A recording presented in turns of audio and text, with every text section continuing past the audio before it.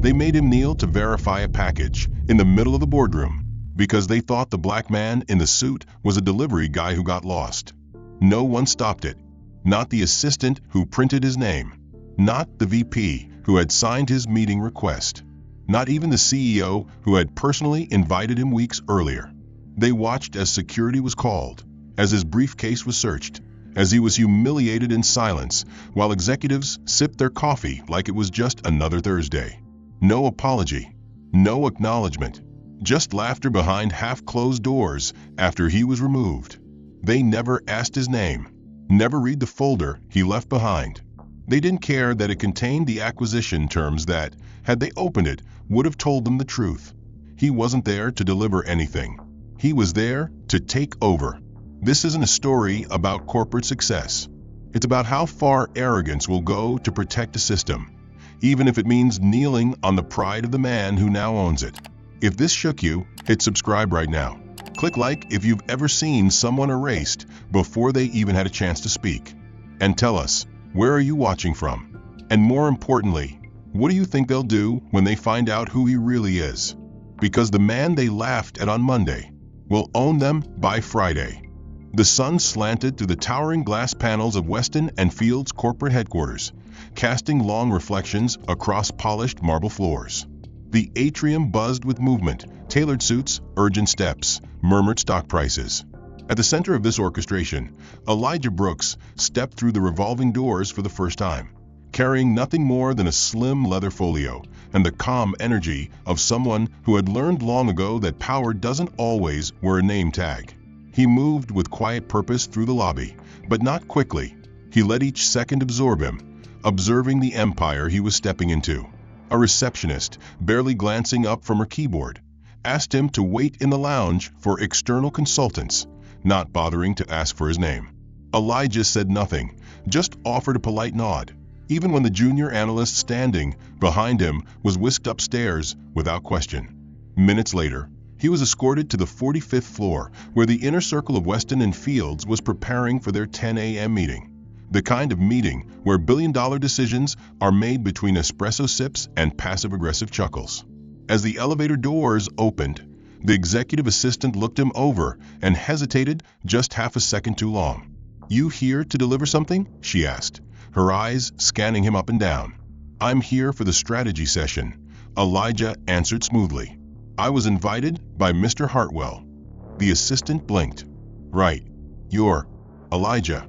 She pronounced it like it was unfamiliar terrain. "Mr. Brooks, yes," he said with a small smile. "But Elijah is fine." She didn't return the smile.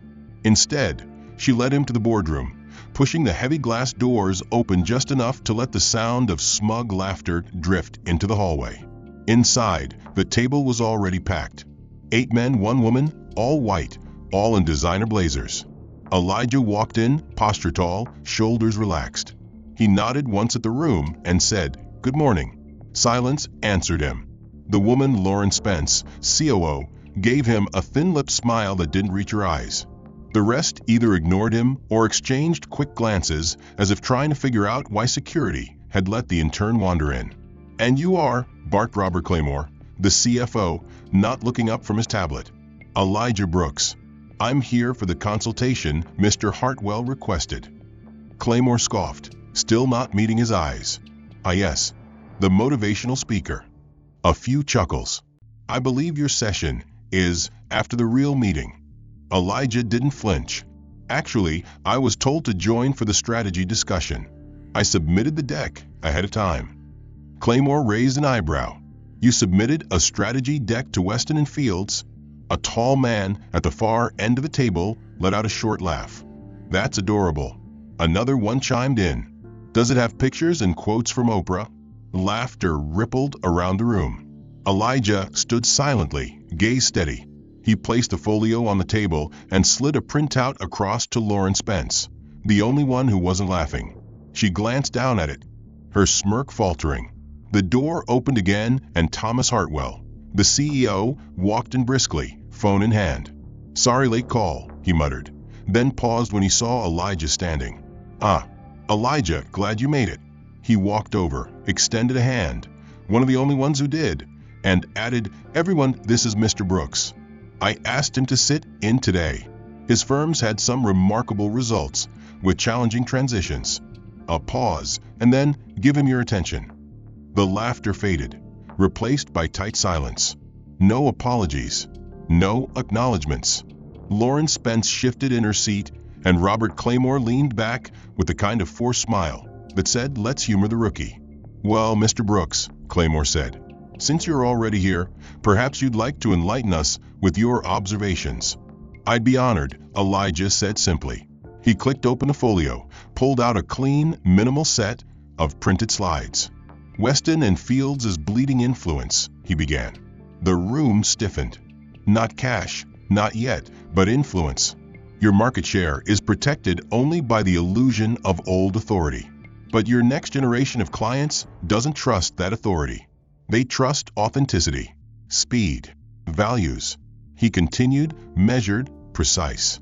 Not a raised voice, not a wasted word, but every minute the tension shifted. The laughter from earlier turned to impatient shuffling, then uncomfortable glances, then resistance.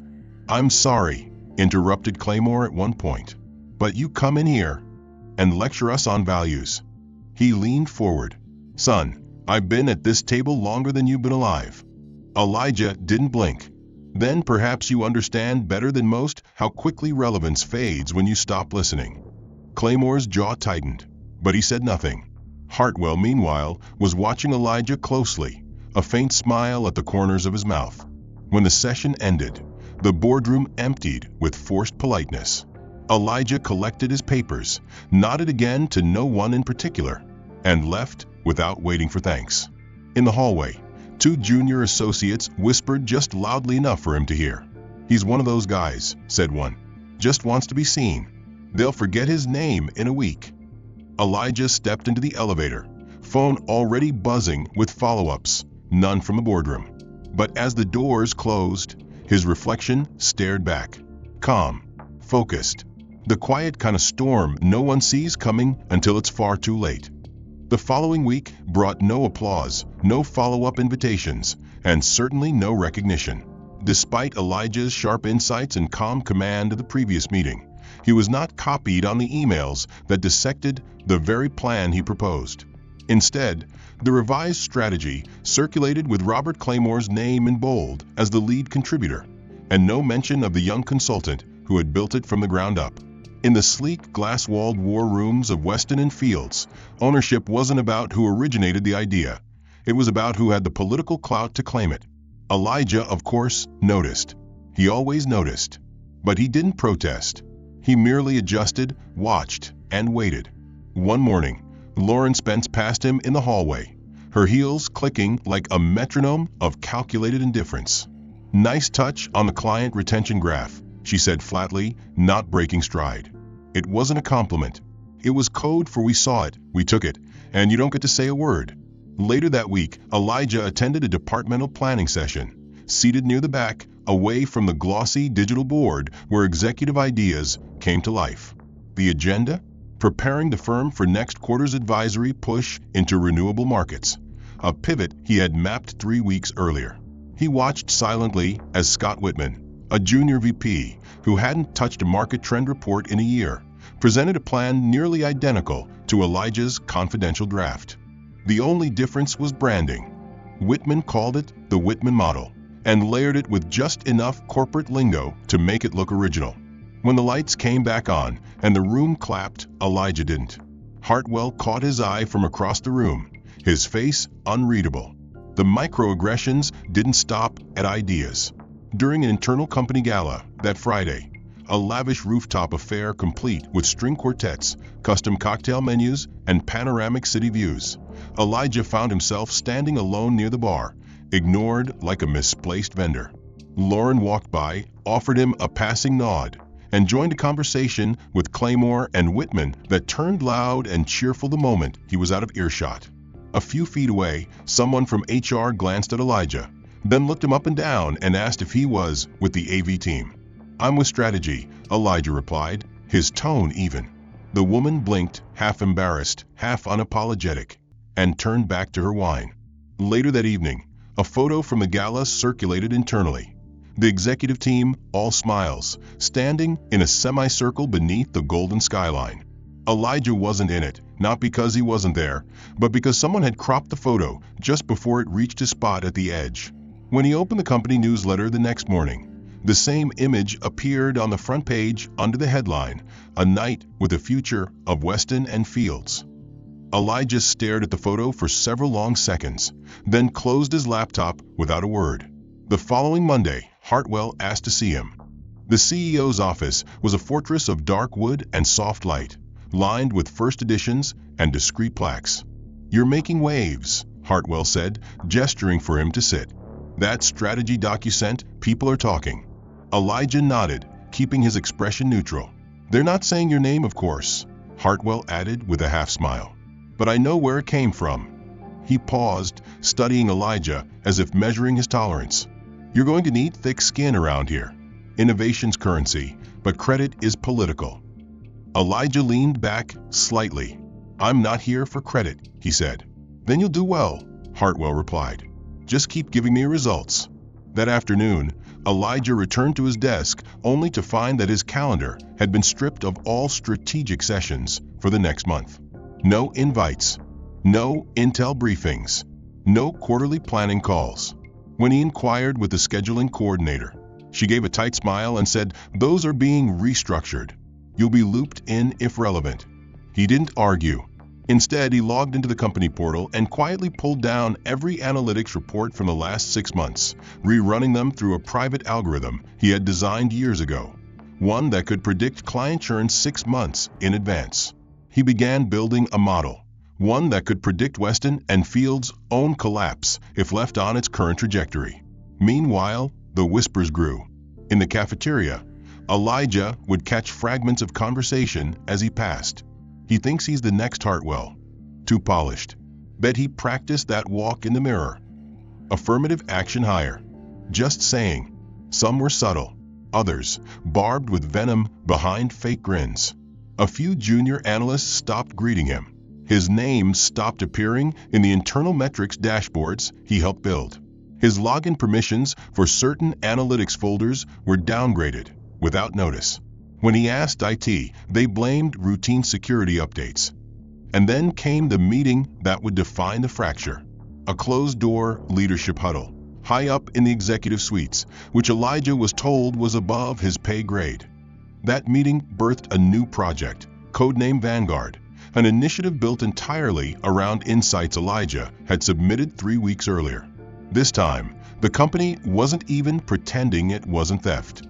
They just moved forward without him. When the Vanguard announcement hit internal channels, it included a glowing write-up of Claymore's vision and Whitman's execution. Elijah's name wasn't mentioned once. That night, he sat alone in his apartment overlooking the city skyline, watching as the buildings flickered with the lives of people who didn't even know his war had begun. He poured a glass of water, opened his personal file archive, and typed the title of a new folder, Reclamation. Beneath it, he started uploading every pitch deck, every report, every trend line he had created in the past 8 months. He tagged each with metadata, timestamp proof, version history, a ledger of the stolen, the repackaged, the dismissed. Then slowly, almost ceremoniously, he opened a second window, a dashboard connected to a shell corporation most people thought had been inactive for years. His fingers hovered over the keyboard for a moment, as if waiting for something. He clicked Activate. Outside, the city lights blinked on one by one. And inside, in the center of a stolen empire built on arrogance, no one at Weston and Fields suspected that. By the end of the month, the message was no longer subtle. Elijah's badge access, once granting him entry to executive floors, now only worked on level 12. The shared space with cramped desks, flickering lights, and interns racing past with trays of coffee. He had arrived at the office that morning to find his things boxed neatly, a folded note atop them reading, "Temporary seat reassignment due to renovations." No renovations were taking place. Lauren Spence passed him in the hallway that afternoon, her stride sharp and perfectly timed. "Settling in all right?" she asked, her smile taut with poison. Elijah simply nodded, knowing full well that her hands were behind the move. It wasn't just physical distance, it was social exile. Meetings he once led were now hosted without his presence. Reports he authored were reviewed and rewritten by juniors, his name removed from the footer. Invitations to executive briefings stopped coming. And then the project reassignment came. Hartwell called him into the office, this time less relaxed than usual. "We need to recalibrate priorities," he said, gesturing to a deck on his desk. "We're moving Vanguard under Claymore for the next phase. It's purely structural." Elijah tilted his head slightly.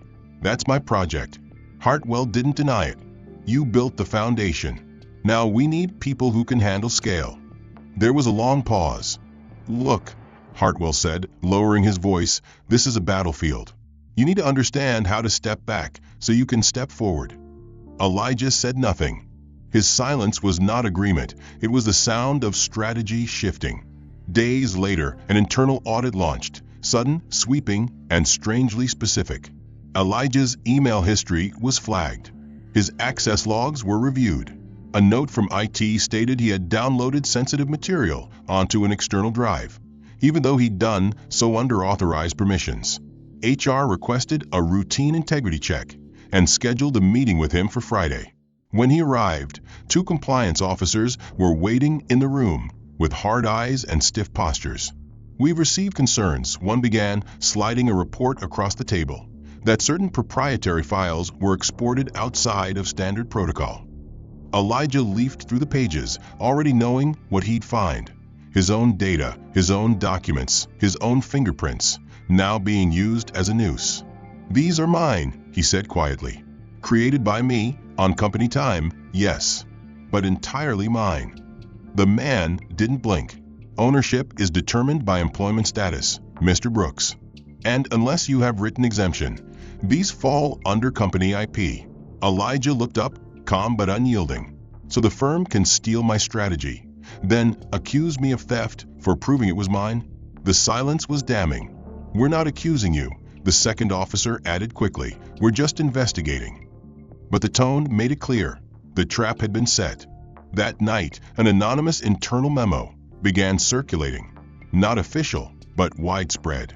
It described concerns raised about a junior advisor breaching trust and warned teams to limit external sharing. The memo didn't name Elijah, but everyone knew. By Monday, whispers turned to stares. His inbox flooded with polite declines. "Sorry, no availability. Not the right time. Reorganization in progress." The company that had once let him pitch to billion-dollar clients now wouldn't let him lead a lunch and learn. And then, the final move, the one that came not with a bang, but with a click. An email arrived from HR, subject line, "Status adjustment notification." No meeting, no phone call, just words on a screen. "Effective immediately, your contract with Weston & Fields has been suspended pending internal review. Please return all company equipment within 24 hours. Access will be revoked at midnight." Elijah stared at the message, then closed it. He didn't panic. He didn't call Hartwell. He didn't ask for an explanation. Because he knew. This wasn't a misunderstanding. It was a takedown, quiet, calculated, clean. The next morning, he walked into the building one last time, dressed in the same navy suit he had worn on his first day, as if to remind them he hadn't changed. Only the game had. The front desk assistant barely looked up. "You're not on the list anymore," she said. Her voice clipped. "Please wait over there." A security guard arrived within minutes, firm but embarrassed. "Sorry, sir. I've been asked to escort you." Elijah gave a small nod, stepped aside, and followed. As they passed through the lobby, executives turned away. Interns pretended not to notice. One junior analyst, seated near the window, whispered something under his breath. "Guess he flew too close to the sun." Elijah didn't look back. As he reached the revolving doors, a man in a charcoal gray suit, Claymore, stood at the mezzanine rail, sipping espresso, watching the scene with visible satisfaction. Elijah caught his eye just for a second. No words were exchanged. None were needed. The message was clear. You don't belong here. Outside, the city roared as usual. Horns, voices, wind curling through the glass towers. Elijah stood on the curb for a long moment, then pulled out his phone. No notifications. No missed calls. Just one saved draft, marked activate. Phase 2. He didn't open it. Not yet. Instead, he walked 3 blocks east, into a nondescript building with no sign, no glass facade, only a steel door and a fingerprint scanner.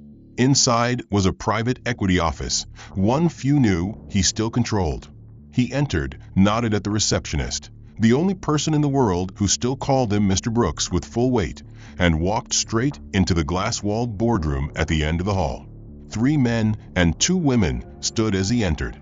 All were young, sharp, and watching him the way field operatives wait for a signal. "We have the numbers," one of them said. "Your shares now total 71%. Another added, "After tonight's transfer, we'll control 83. Elijah opened his laptop. The dashboard glowed with a single message. Acquisition protocol ready. Awaiting authorization. He looked up slowly. "Prepare the statement," he said, his voice low but unmistakable. "Full disclosure. Names, deeds, timeline. I want Claymore's signature on the front page. Then send it to every outlet that ever wrote a sentence about Weston and Fields." One of his team hesitated. "You want to go public?" Elijah didn't answer immediately. Instead, he looked out the window, eyes narrowing on the skyline that had once looked so impenetrable. "I want the world to know what happens when arrogance underestimates silence." But before the statement could go live, before the next board meeting could be hijacked, before any of them realized who had been playing chess while they laughed over poker, a separate email arrived in Elijah's private inbox, unmarked and unsigned. It read only this: "We know what you're planning. Don't."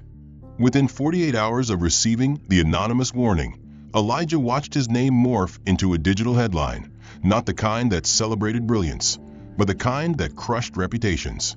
"Disgraced consultant under investigation for data misuse," read the first post, published quietly by a mid-tier financial blog, one known for clickbait and buried agendas.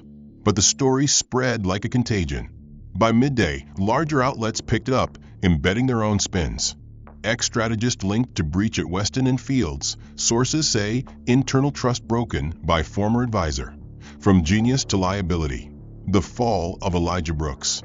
Each headline chipped away at the truth, each byline quoting unnamed senior officials and internal documentation. And while no evidence was directly shown, the implication was clear. Elijah wasn't just dismissed. He was dangerous. He stared at the screen, still, jaw set, not blinking as the storm began to swirl. His phone buzzed relentlessly. Journalists, lawyers, a few former colleagues who messaged only to say, "Heard the news," hoping it's not true. None offered help. None asked for his side. Meanwhile, the social media chatter turned venomous. Twitter threads dissected his past. LinkedIn posts veiled in corporate politeness called him a cautionary tale of overreach. Anonymous Reddit accounts leaked fake emails, fabricated messages that showed him threatening board members, manipulating data, even claiming credit for projects he wasn't part of. A blurry photo surfaced of him stepping out of the Weston building, escorted by security, edited with a red circle around his face and a caption that read, "This man hacked our company."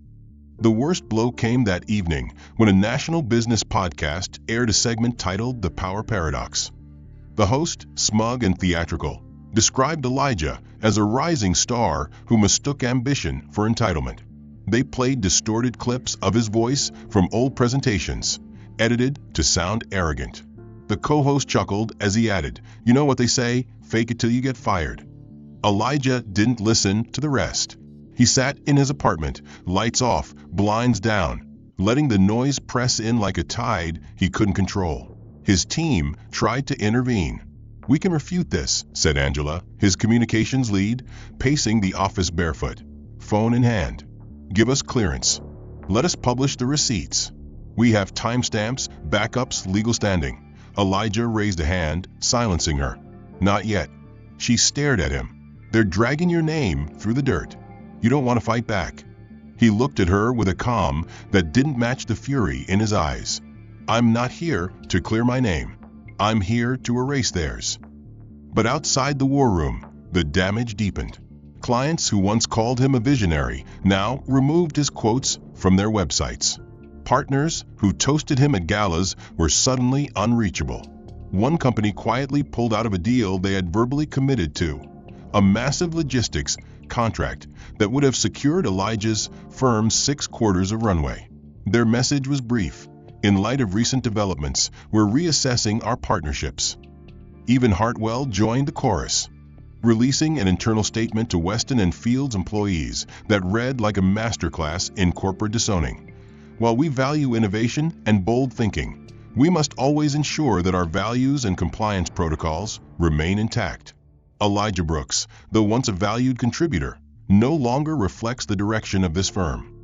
It was a surgical strike, no direct accusations, but a clear invitation to everyone else. Feel free to bury him. And they did. A former assistant leaked screenshots, real ones this time, of internal chats where Elijah had complained about the hypocrisy at the top. Though mild in content, they were spun as evidence of hostility. Another mid-level manager, someone Elijah had once coached through a personal crisis, wrote a Medium post claiming she always felt tension around him and suspected an ulterior motive. The article went viral. Overnight, Elijah's name became an algorithm trigger. Typed in, searched, scorned. The pressure reached his family. His mother, a retired school teacher in Virginia, called him one night in tears. "They said you hurt someone," she whispered, "that you betrayed the company. But I know you, baby. Tell me it's not true." Elijah's throat tightened. "It's not true," he said softly, "but they need it to be." Then came the blow that pushed it from humiliating to brutal. A fabricated voice recording surfaced, grainy, clipped, but timed to perfection. In it, a voice resembling Elijah's threatened to leak sensitive data unless they paid him what he deserved. Experts would later call it inconclusive, but by the time any clarification came, the public had made up its mind. It didn't matter that the voice was AI-generated. It didn't matter that the metadata proved it was fake. The court of perception had ruled. He went from promising mind to corporate saboteur overnight. And as the dust settled, only one truth remained. His silence had been weaponized against him. The restraint that once made him composed now made him complicit. Even the boardroom adversaries he never confronted used that quiet as proof of guilt. If he was innocent, he would have spoken, they said. He's hiding something. The irony was almost poetic. And then the last betrayal came, not from strangers, but from someone Elijah had once considered a friend. Devin Marks, a respected figure in the consulting world, went live on a streamed panel and casually mentioned, I always admired Elijah, but sometimes talent without humility becomes toxicity." It was the final nail, and everyone nodded. Elijah stood in his office the next day, hands behind his back, watching the skyline turn gray with winter haze. The storm outside matched the one within. Angela stepped in, holding a USB drive. "It's all here," she said. "Everything they twisted, everything they stole. We can burn it down tonight." Elijah took the drive, turned it over in his hand, and stared at the small red that etched on the casing, the silent trigger he'd prepared months ago. But his voice was quiet. "Not yet." Angela frowned. "Why not?" He looked up at her, and this time the fire wasn't just in his eyes. It was in his voice. "Because they haven't finished showing the world who they really are." And outside, as billboards changed and headlines refreshed, as inboxes flooded with outrage and networks closed their doors, the boardroom at Weston and Fields began preparing for their quarterly press event, the one where Claymore would unveil Vanguard Phase 2, the project he'd stolen, in front of investors and press. But none of them knew what Elijah had planted inside the system. None of them realized that the morning of the Vanguard Phase 2 launch arrived under a sky so clear it felt rehearsed. Weston and Fields Tower buzzed with movement. Executives in new suits, media crews unpacking cameras, interns triple-checking guest lists. Inside the grand conference hall, everything gleamed. Branded banners, digital displays looping Claymore's face next to phrases like resilience through reinvention. The air was ripe with triumph. Claymore stood backstage, rehearsing his opening remarks, while PR managers adjusted lighting angles. "Keep the camera wide when he walks out," someone whispered. "Make it feel presidential." But amid the choreography, no one noticed a quiet update ping into the internal server logs, a silent handshake between two encrypted systems. Across the city, Elijah sat alone in a hotel room that looked out over the same skyline he once ruled. His name was still trending for the wrong reasons. News tickers looped phrases like "Brooks' investigation expands into 3 new territories," and Feds request access to digital holdings of former consultant. None of it was accidental. The narrative had been engineered with surgical cruelty. 3 days earlier, Elijah had received a visit from 2 federal agents. They wore the uniform blend of polite skepticism and quiet threat. "We're looking into some discrepancies," said the taller one, placing a sealed document on the table. It was a subpoena, access to all his communication, financial history, and corporate assets. "We're not accusing you of anything," the second agent added, "but people are asking questions." Elijah nodded calmly, never breaking eye contact. "Then let them ask."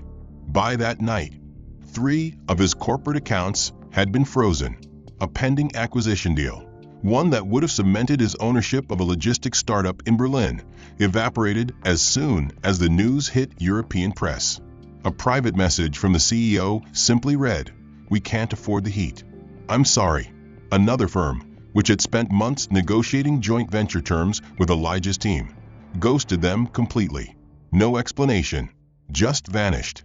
Angela stormed into his workspace with fire in her eyes. "This is coordinated," she snapped. "Claymore's pulling strings. There's no way this all happens unless someone's feeding them intel." Elijah simply asked, "Has Vanguard's code repository gone live yet?" She blinked. "That's your priority right now." He looked at her, calm and precise. "Just tell me when it does." Elsewhere, a leak appeared, one that seemed small at first. A private Slack message, allegedly from Elijah, suggesting he planned to launch a rival firm using Weston's stolen data. Though quickly debunked, the message created just enough smoke to make people squint harder. Investors from his previous ventures began demanding clarifications. One board member at a partnered fund even threatened to launch an internal probe to protect shareholders. Elijah didn't argue. He let the fire burn. He needed it too. The press piled on. Every rumor, every clickbait title, every twisted interpretation of his silence was weaponized. One article went viral under the headline, "The Man Who Burned His Own Ladder." The author cited sources close to the investigation and concluded that Elijah's ambition had made him reckless. "Brooks represents the dark side of modern corporate disruption," it read. "Charisma without conscience." Even former colleagues started deleting posts that once praised him. One publicly stated, "I always felt uneasy around him. Something never added up." And still, Elijah didn't speak, even as his private firm's valuation plummeted by 40% overnight, even as online petitions called for him to be banned from future board positions, even as one tabloid claimed he was under psychiatric evaluation, complete fiction, but nobody checked. He waited, because deep beneath the surface of chaos, Elijah had already laid the track for the collapse he needed the world to see. A week prior, he had leaked carefully redacted documents to a shell account traced to a concerned whistleblower. These documents, while appearing damning on the surface, contained breadcrumbs, small, intentional anomalies that would only make sense in hindsight. Misaligned timestamps, misattributed data origins, coding syntax unique to Vanguard's new platform, a language only Elijah and one other engineer in the world had used. And that engineer? He was now under Claymore's payroll. The goal wasn't to win the narrative. It was to bait them into owning it. And they did. At the Vanguard event, as Claymore took the stage to applause and camera flashes, he began to walk the audience through the future of Weston and Fields. Slide after slide, buzzword after buzzword. "We will lead the next decade," he proclaimed, "with a platform built on integrity, precision, and the insights of our brightest thinkers." No one in the room noticed that the code being shown in the back-end demonstration matched, word for word, The old Git commits Elijah had archived under a private server 3 months ago. Angela, watching from the hotel room, turned to Elijah. "They're broadcasting your code." Elijah nodded slowly. "On record. In front of media. In front of regulators. Finally." Meanwhile, back at the conference, an unplanned alert flashed across the system. A mild data sync error in Vanguard's live demo. Nothing huge. But it triggered a verification ping from their dev environment. That ping bounced because the core repository had been rerouted. In less than 30 seconds, the entire launch system froze. On screen, a 404 error appeared. Authorization mismatch. Source asset conflict. Claymore blinked. "Is this part of the demo?" someone whispered from the crowd. The lights dimmed, then returned. The screen refreshed automatically. But this time, it showed something else. A line of text that scrolled slowly across the screen in clean white font against a black background. "You built this on stolen foundation." But foundations remember. Gasps filled the room. Journalists grabbed their phones. Staff scrambled backstage. On Twitter, the clip hit trending within minutes. And while Claymore's team rushed to regain control, a second email dropped in the inboxes of every top-tier outlet in the city, complete with timestamps, file history, and legal affidavits showing that the core infrastructure of Vanguard had originated from a private firm registered months earlier by Elijah Brooks. Inside the hotel, Elijah watched it all unfold in real time. Angela was speechless. But Elijah said nothing, because this wasn't the real move. This was the spark. The real fire would start in the boardroom, the one meeting Claymore hadn't prepared for. Because he didn't know that. 2 weeks passed, then 3. The clip from the Vanguard crash had its moment, trended for a day, then vanished into the endless scroll of the internet. Weston and Fields refused to comment. Their PR team labeled it a technical anomaly, while Claymore quietly postponed all post-launch interviews. A few journalists tried to dig deeper, but without Elijah speaking, the trail grew cold.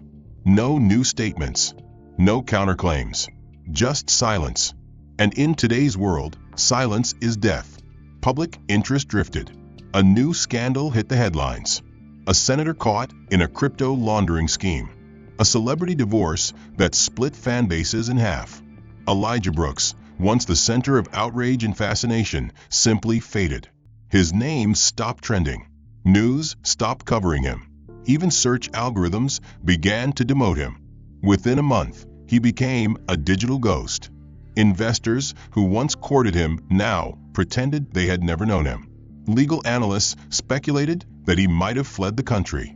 Reddit threads labeled him a coward genius who collapsed under pressure. The same podcast that had once mocked him returned with an episode titled The Vanishing of Elijah Brooks, a case study in self-destruction. They interviewed a behavioral expert who theorized that Elijah likely suffered from delusions of grandeur. People like him, she said, often believe the world is plotting against them. But in reality, they create their own downfall. Listeners nodded along. The narrative was cleaner that way, easier, palatable. Behind closed doors, even his most loyal allies began to question the silence. Angela paced her loft in Brooklyn at 2 a.m., scrolling through encrypted messages Elijah had sent before the collapse. None offered a clear roadmap, just fragments, trust the fall. Collapse is a structure too. Let them forget. She hadn't heard from him in 19 days. No calls, no pings. Even his private server, the one only she and 2 others could access, had gone offline. For a moment, she wondered if he had really disappeared for good. Burned out, broken. In the industry, the whispers changed tone. At first it had been mockery. Now it was dismissal. He had potential, people said with a shrug, but no discipline. A Fortune 100 executive said it best at a networking gala. Brilliance without longevity is just noise. The room laughed. They had already moved on. Weston and Fields, meanwhile, doubled down on distraction. Claymore launched a rebranded version of Vanguard under a new name, Centra. It stripped away the technical elements most associated with Elijah's original framework and layered on generic buzzwords: synergy, omni-platform resilience, dynamic client ecosystems. The press didn't ask too many questions. They never do after fatigue sets in. What mattered was the illusion of stability. Stockholders were content. Institutional clients returned. The quarterly earnings recovered. But something was off. Unnoticed by most, a slow decay crept into the system. A glitch in an internal dashboard triggered a compliance review in their South Asia division. An asset mismatch flagged a miscalculated risk exposure in their Frankfurt office. Anonymous reports began hitting HR, vague but persistent. Internal morale slipped. High-level talent quietly resigned. Middle managers started losing sleep, unsure why workflows that once hummed now stuttered. It wasn't sabotage. Not overtly. It was erosion, perfectly timed, delicately spaced. The company couldn't find the pattern. Because the pattern wasn't in what was happening. It was in what had been planted long before. And still, Elijah said nothing. Somewhere in the Nevada desert, a black SUV pulled into a discreet airstrip, unmarked, unlisted. A hangar opened without sound. Inside was not an aircraft, but a data core, silent, humming, alive. Elijah stood in front of a 9-foot screen displaying system matrices that glowed with lines of blue and red. He was thinner, paler, but his eyes were focused. Every alert, every anomaly, every buried signal the public had ignored. He had tracked it all. Not for revenge, not for vindication, for precision. He zoomed in on the Frankfurt breach, rewound the timeline 6 weeks. The trigger hadn't come from inside Weston. It had come from Claymore's private terminal, disguised as a password reset. Unauthorized. And stupid. Elijah smirked, then flicked the timeline forward. A second breach. Delhi. Tied to the same pattern. He didn't need to dig further. He had all he needed. But he didn't press enter. Not yet. In a dark office 2,000 miles away, Hartwell sat in silence. The former CEO had been ousted quietly, handed a golden parachute in exchange for his silence after the Vanguard crash. But the silence had cost him. His reputation, his position, his control. Now he sat alone, watching Claymore's interviews and press conferences, nursing a scotch and staring at an old headline he had framed years ago, "The architect of the next generation. Hartwell leads the way." He hated Claymore, but he hated Elijah more. Because even in exile, Elijah was still the ghost in the wires. The crack in the foundation. The question no one wanted to ask out loud. And far above, in the executive suite of Weston and Fields, Claymore felt it too. He wouldn't say it, not to anyone. But late at night, when the offices emptied and the floors were quiet, he would walk past the corner Elijah used to sit in. And for a moment he would pause, just long enough to feel that something unfinished still hung in the air. He called in IT audits, hired private analysts, even commissioned a third-party security sweep. They found nothing. No trace of intrusion. No exposed ports. No suspicious activity. But the fear wouldn't leave. Because he knew the truth. Silence was never Elijah's weakness. It was his weapon. And just as the world fully turned its back, just as the name Elijah Brooks became a footnote in tech history, just as Claymore prepared to announce the expansion of Centra into 3 continents, just as investors raised glasses to a future they thought they controlled, a file appeared in the inbox of every Weston and Fields executive. No subject, no signature, just a single line. Redemption is a slow fire, and I lit it months ago. Then a second file auto-launched. And while screens began to flicker and boardrooms froze in confusion, as legal departments scrambled and firewalls tripped over themselves, one thing became terrifyingly clear. Elijah Brooks had never left. He'd just gone silent long enough for them to believe. At exactly 7 a.m. on a Thursday morning, while the city still yawned into life and Weston and Fields employees sipped coffee, thinking the world had moved on, a press release from the Lindholm Group, one of the most secretive multinational conglomerates on the planet, hit every major financial outlet across the globe. The headline read, Elijah Brooks finalizes $1.7 billion acquisition of 83% stake in Weston and Fields. In that moment, silence swept across stockrooms, boardrooms, and trading floors like a shockwave. Phones rang. Terminals lit up. Executives choked on espresso. Because the man they thought had vanished, the one they mocked, silenced, exiled, was now the majority owner of the very company that had buried him alive. The release was clinical. No drama. No vengeance.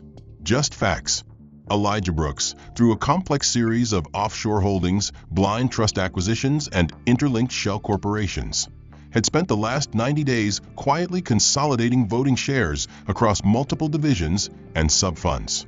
The final puzzle piece had landed the night before. A legacy investor, tired of Claymore's games, sold his remaining 9% for an eye-watering premium, unaware that the buyer behind the curtain wasn't another hedge fund, but the ghost of the man they'd expelled. Inside Weston and Fields, panic detonated. Emergency meetings triggered. Compliance teams scrambled. Claymore's office door slammed shut before 8 a.m., his voice muffled behind glass walls as he barked into 3 phones. Lauren Spence locked herself inside the legal war room, demanding full disclosure on how a man with no visible capital could have possibly pulled this off. None of them realized the truth. Elijah Brooks hadn't found capital. He had built it. Because 3 years earlier, after his first exit in the tech sector, he'd quietly launched Halion Equity, a stealth investment fund disguised under philanthropic ventures and minority innovation portfolios. Halion operated in silence, buying distressed assets, rebuilding them from the ground up, and flipping them into invisible leverage. And Weston and Fields? They never looked close enough to see that their own investors were being absorbed, one silent contract at a time, by Halion's spidery hands. Elijah didn't walk back into the building that morning. He didn't need to. His name was already in the system. His digital signature had already replaced the boards. And by the time the firm's internal memo went out at 10:06 a.m., declaring a change in governance is effective immediately, the entire executive suite was under review. It wasn't just a coup. It was an execution. Soft, silent, impeccably legal. In a private lounge at the Skyvault Hotel downtown, Elijah stood by the window, hands in his pockets, watching the news unfold on 6 different screens.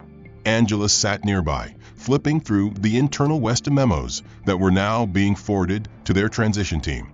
"They still don't know how you did it," she said. Elijah didn't answer.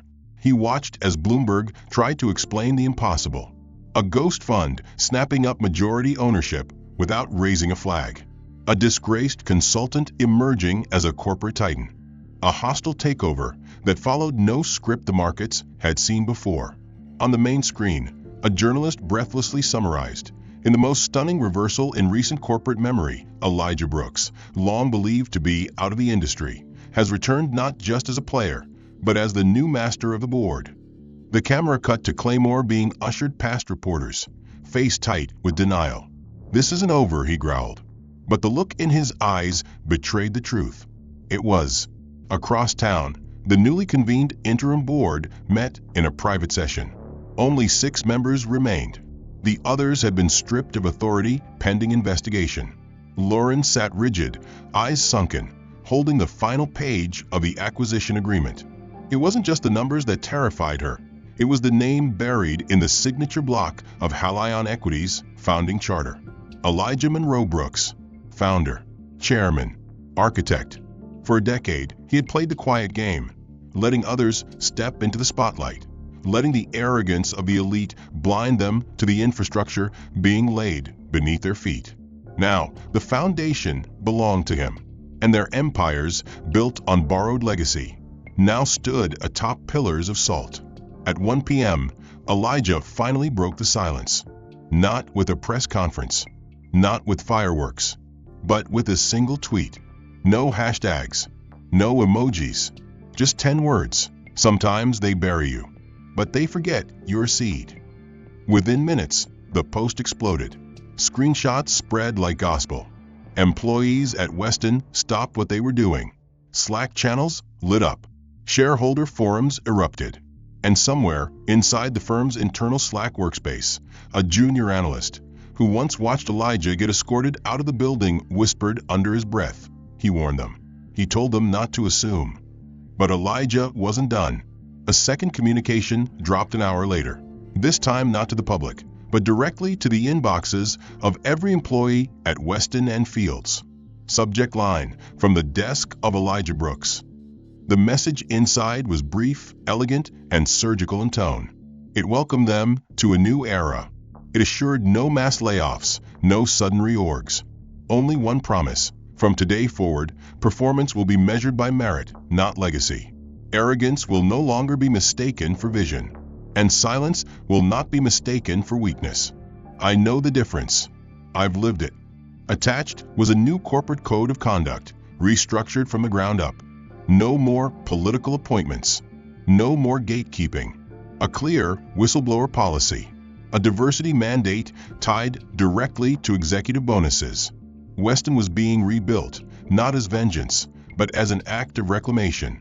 And still, Claymore didn't quit. He called in lawyers, threatened appeals, tried to stall the transition. But it was over. The moment the ownership transfer went through, his leverage turned to dust. Even Hartwell, watching from the shadows, finally understood what Elijah had done. Not just defeat them, but outgrow them. Not just expose their flaws, but make them irrelevant.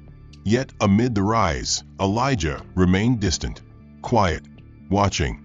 Because while the world celebrated the greatest power shift in corporate memory, while reporters begged for interviews and former enemies begged for jobs, Elijah was already turning his gaze elsewhere, to a vault of sealed documents buried in Weston's compliance archive.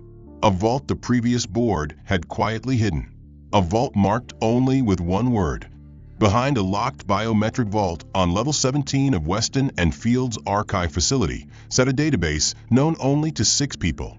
Or so they believed.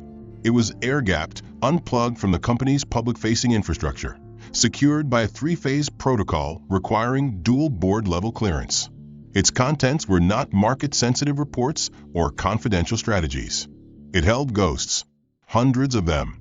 Whistleblower silences paid off in NDAs. Suppressed audits. Settlements buried under layers of misdirection.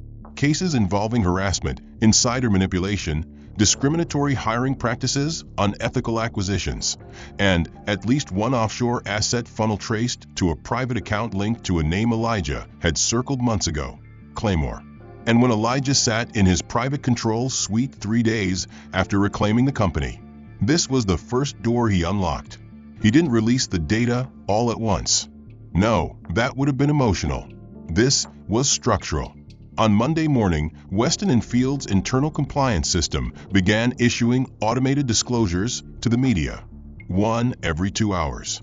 The first was subtle, a 23-page brief about a 2018 internal review of cultural bias in promotion systems, signed and shelved without action. The second was sharper, a full forensic breakdown of a $17 million bonus pool distributed entirely to white male executives, despite recommendations from HR to implement an equity-based model. By the third drop, journalists had caught on. Headlines hit the digital front pages by noon. Weston and Fields under new leadership, but past scandals resurface. The truth was, they weren't resurfacing. Elijah was surfacing them. Inside the firm, confusion reigned. Lauren Spence confronted Angela in the hallway. "Is this Elijah's doing?" she demanded. "This wasn't in the transition plan." Angela didn't flinch. "The transition's over," she said. "This is cleansing." Claymore, cornered in a back office, tried to rally what remained of his loyalists. "He's going to destroy the brand," he hissed. But even his closest ally, Richard Hess from Risk Management, had already submitted his resignation and filed a self-reporting disclosure. "Better to jump than burn," he muttered before walking out. Across departments, executives scrambled to distance themselves. They held last-minute press calls, published letters of apology, offered reflection statements. But none of it mattered, because every 2 hours, a new file dropped. And with each one, Elijah didn't just tell the world who Weston and Fields had been. He let the world connect it with who had stayed silent. In an industry known for facades, silence is complicity. And Elijah made sure no one could hide behind it. Then came the pivot. Wednesday afternoon, Elijah appeared not in person, but in a pre-recorded live stream scheduled to drop exactly at 3 p.m. Eastern Standard Time. The stream opened with a white background, no branding, no title. Elijah stood alone, no notes, no teleprompter. For a long time, he began, I believed that the system was broken, but I was wrong. He paused. It wasn't broken. It was built this way, to reward silence, to weaponize fear, to choose legacy over merit. His tone was calm, surgical. Weston and Fields didn't fail because of bad luck. It failed because it chose comfort over courage, over and over again. He listed no names, made no accusations, but the files spoke louder than any speech ever could. Then he said the line that would be quoted for years to come. I didn't come back to rebuild what broke me. I came back to expose what you normalized. In that moment, he ceased to be a man reclaiming a company. He became a mirror. The next file that dropped was different. Not a report, not a disclosure, but a full audio recording. It featured Claymore, 3 years prior, laughing in a private boardroom meeting. The context? A junior black employee had just filed a discrimination claim. Claymore's response, caught on tape, let him cry about equity. I'll show him reality in the unemployment line. The internet didn't forgive. It didn't debate. It detonated.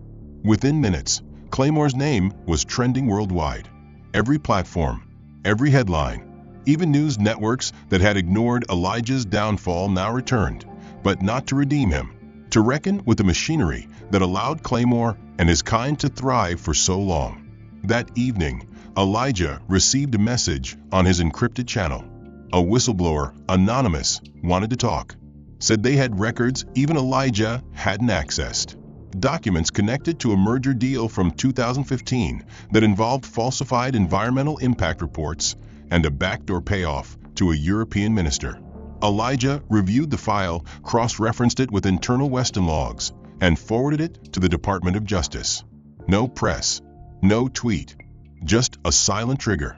Inside the building, employees once afraid to speak began forming groups, equity circles, internal reform councils, mentorship networks for marginalized staff. Not because they were told to, but because for the first time they believed they were allowed to. Meanwhile, the old guard dissolved. One by one, senior executives stepped down. Some tried to spin it as strategic transitions. Others left quietly. Claymore disappeared from the building altogether. Rumors placed him in the Cayman Islands. Some said Zurich. But it didn't matter, because Elijah had already revoked his severance package, citing breach of ethics, and frozen his shares pending investigation. A former Titan reduced to footnotes. But Elijah didn't gloat. He didn't speak. He kept releasing the truth, layer by layer. Then, one Friday morning, something unexpected happened. The employee forum, usually silent, lit up with a message from a user named E.Spence_legacy. It was Lauren, and her message didn't try to defend. It confessed. I stayed silent for too long. I benefited from the system. I ignored what I knew. I was wrong. Then she added, if there's still a place for accountability, I'm ready to face it. Elijah read it twice, then closed the forum, because the time for confession was beginning. And what came next wasn't just about Weston and Fields. It was about the world watching them. It was about 3 days after Lauren's confession echoed across the employee forum, the first arrest warrant was issued. It wasn't Elijah's doing, nor was it broadcast with fanfare. It came from the Financial Crimes Division of the SEC, buried in a late-night email to the press, attached to an 8-page affidavit listing falsified earnings, shadow account transfers, and abuse of investor reporting, all tied to Richard Claymore. The man once feared for his ruthless efficiency was now photographed in handcuffs, head lowered beneath the weight of headlines that read, former Weston CEO indicted on fraud, ethics violations. For years, Claymore had operated untouchable, shielded by lawyers, bribed silence, and an institutional culture that mistook power for virtue. But now, that culture had cracked wide open, and all that spilled out reeked of rot. The courtroom was filled with reporters and former shareholders, some of whom had once toasted Claymore's rise, now murmuring as the prosecution outlined a 4-year conspiracy to funnel client funds into offshore tax shelters masked as philanthropic outreach. Elijah didn't attend. He didn't need to, because justice wasn't a performance to him, it was architecture. Across Weston's headquarters, the ripple effects multiplied. The once pristine 54th floor, the former executive level, now sat half-empty. Lauren Spence, true to her word, stepped down publicly and voluntarily submitted herself to an internal review panel built by a newly formed ethics committee. In her resignation letter, she wrote, "Silence was my complicity. Titles do not excuse that." Her office was cleared by the end of the day. But Elijah instructed no one to erase her name from the leadership archive. "Let people remember what happens when someone decides to change," he told Angela quietly. "The fall means more when it leads somewhere better." Not everyone took that path. 2 other board members, Charles Merrick and Dina Rowe, refused to resign. They attempted to rally external support from old industry connections and threatened legal retaliation against Virion Capital, claiming the new leadership had engineered a hostile cultural takeover. But Elijah had already anticipated this. The moment they went public, a prepared dossier was released. Nothing illegal, nothing sensational, but enough to sink them permanently in the court of public trust. Memos where Merrick pushed for the silencing of junior staff, raising ethical concerns. Emails where Rowe mocked diversity initiatives, calling them branding fluff. These weren't crimes, but they were the quiet cruelty the world had grown tired of pretending was harmless. Investors reacted faster than regulators. A coalition of pension funds and public stakeholders pulled their remaining influence from any firms affiliated with Merrick and Rowe. Within a week, their names disappeared from advisory boards, university endowments, and executive circles. No lawsuit was ever filed. No trial ever began. But their careers ended with the speed of a pulled thread unraveling a suit worn too long. One internal employee described it best: they weren't pushed out. They became irrelevant. In the middle ranks, former managers who had weaponized policy to suppress dissent now found themselves answering to those they once ignored. A quiet restructuring initiative, called the Elevation Cycle, promoted dozens of overlooked employees into leadership positions, not based on tenure or pedigree, but on documented integrity and initiative during the chaos. One of them, Devin Marsh, a soft-spoken data analyst who had once been forced to apologize for making management uncomfortable with a report on salary disparities, now led the firm's ethics and analytics division. In his first all-hands address, he said simply, "Truth should never require permission." Meanwhile, Claymore's former inner circle began to crumble. Private firms and banks that had once courted them now ghosted their calls. Their keynote invitations vanished. Speaking engagements were rescinded. And worst of all, their names stopped mattering. For people who had built their identities around control, applause, and exclusivity, being forgotten was the final punishment. It wasn't Elijah who silenced them. It was the echo of a system they once exploited, now refusing to echo them back. Outside the company, a cultural shift began. Other firms, watching Weston and Fields not fall, but rise stronger, started issuing internal audits of their own. Whisper networks turned into formal complaints. CEOs began stepping down to spend more time with family. Whistleblowers from unrelated sectors cited Elijah's leadership as the catalyst that made them speak up. Magazines that once branded him a cautionary tale now named him Architect of the Year. But Elijah didn't grant interviews. He still hadn't spoken publicly beyond the first live stream. Every question sent to his office was answered with the same 3 words: let results speak. In private, he kept working, reviewing systems, rebuilding training models, elevating unheard voices. But beneath all of it, a storm still brewed. Because while the firm was healing, Elijah knew that the rot hadn't just lived in individuals. It lived in the incentives, the structure, the logic that once allowed monsters to rise simply because they made money. And so he kept going. One afternoon, he walked the full length of the trading floor, now quiet, newly renovated, lined with art from underrepresented artists. He stopped at a window, looked down at the city below, and whispered, "Now they know the cost." Angela joined him, holding a new file. "Germany's ethics bureau wants to license our model," she said. "They're calling it the Elijah Protocol." Elijah didn't smile. He simply asked, "Are we ready for the next phase?" Angela nodded. "Almost. There's one final report to sign off. Internal reconciliation." Elijah raised an eyebrow. "And who's asking for it?" Angela paused. "Everyone. They want to understand how we got here, and what we do with those who stayed silent but now want to rebuild." Elijah said nothing for a long moment. Then he turned back to the city. "Then let's give them something worth rebuilding around." That night, in the staff-wide live meeting, the first where every employee had equal speaking rights, a question came from the back rows of the virtual floor. What happens to the people who watched it all but said nothing, who benefited quietly, but now say they've changed? For the first time, Elijah appeared on screen. Live. No pre-recording. No script. His eyes met the lens. "The ones who watched but didn't act," he said slowly, "are the ones we must teach how to lead next."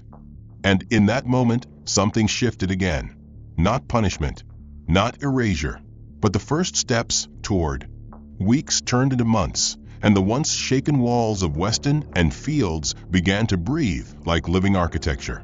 The company, once a symbol of silent injustice, had transformed into something rare in the corporate world, an institution unafraid to remember its sins.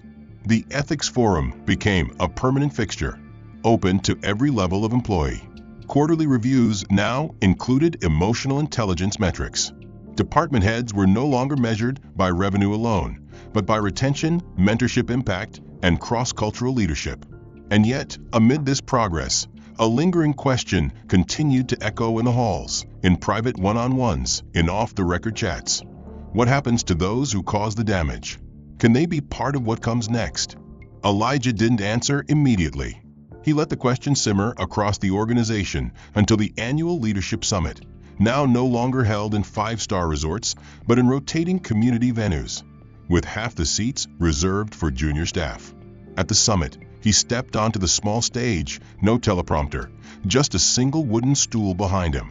"I've been asked a lot," he said, "about what we do with those who got it wrong, who enforced silence, who upheld what was broken." He paused. "Some say they should never lead again. Others want them forgiven instantly. But I believe neither is true." His voice steadied. True change is not apology. It's accountability plus consistent contribution, even when no one is clapping. He glanced at the audience, then added, "If they want to rebuild, they must be the ones to carry the heaviest bricks." In the weeks that followed, Elijah introduced a policy called the Return Clause, a structured, high-transparency path for former executives and managers to re-engage with the firm not in power, but in service. The conditions were strict. They had to complete 12 months of field assignments, working directly under departments most impacted by their past actions. They had to undergo public peer evaluations every quarter. They had to lead a restorative justice session, not just for others, but about themselves. And most importantly, they could not apply for promotion during that time. If they passed, and only then could they re-enter the organization as contributors, not commanders. To many, it sounded like a slow humiliation, but Elijah knew better. Redemption without friction was just a PR stunt. The first to step forward was Lauren Spence. She didn't ask for favors. She didn't ask to skip the line. She asked for a placement in the very division she once ignored, employee wellness and advocacy. Her first day was quiet. She sat in on intake interviews, documented experiences of those navigating burnout, listened to interns explain how microaggressions crushed motivation. For the first 2 months, she didn't speak much. She listened. She took notes. She scheduled one-on-ones. She asked questions she once would have dismissed. And slowly, those around her began to shift. Not because she was forgiven, but because she was showing them she was becoming someone new. She wasn't the only one. 3 former directors signed up for the return clause. 2 stayed. 1 couldn't make it through the first 90 days and withdrew voluntarily, saying, "I'm not ready for what this takes." Elijah respected that. Change had to be honest. Forced redemption was another kind of performance, and performance was what built the old regime. Claymore never returned. He spent 3 months fighting legal battles, most of which ended in financial settlements and a 5-year ban from holding executive roles in any public company. His fortune remained, trimmed but intact. But his influence disappeared. His name now triggered search engine warnings and ethical disclosures. In one rare interview granted under strict conditions, a journalist asked him if he regretted anything. He paused, then said, "I regret assuming silence meant victory." He didn't say Elijah's name. He didn't have to. Elijah never responded to the quote, because for him, the story had moved on. He focused on mentorship, building partnerships with emerging minority-led funds, helping other firms adopt structural reform. He declined awards, refused to publish a book. Every time someone offered to make a documentary about his rise, he replied with the same line, "The story is only worth telling if it ends with others rising too." The employees at Weston flourished under the new system. People who once felt invisible now led initiatives that were reshaping industry norms.